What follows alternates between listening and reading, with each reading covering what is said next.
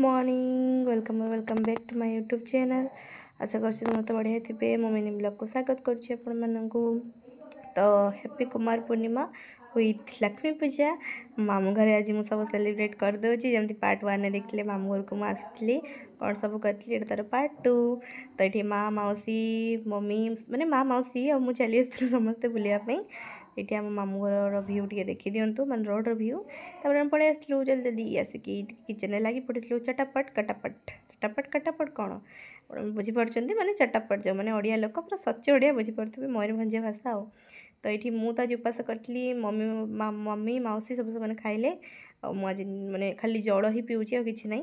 तापर ये मोर जड़े दीदी मेहंदी कर देते आज कुआर पूर्णिमा और लक्ष्मी पूजा ये मम्मी मैंने सब गप मारते मैंने खटी चलता से बसिकी।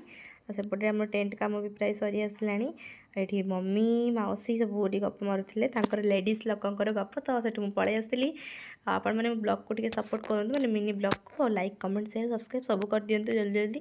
तापर आम गोटे पार्टी करवा आपण मैंने सब आसबे मानके ही गले आपर ये सन्ध्या बेले सब पलि आसते ये समस्ते ही हाँ 24टा 37टा दात सब देखी दूसरे आपर ये जड़े भाई बहुत कमेडी करते आठ मो सांग मैंने बसिकी कौन कही जाऊे खाली ठाकुराणी देखूँ लक्ष्मी माँ आमर ये लक्ष्मी पूजा हुए। तो ये साइज के प्रीटी माने के सुंदर देखा ना। तो मन पूरा खुशी हो जाऊला पाखक देखिए दौड़िकी पूरा जमी आशीर्वाद पूरा सब दे दिंतु बुद्धि हो जाऊ मोर टे।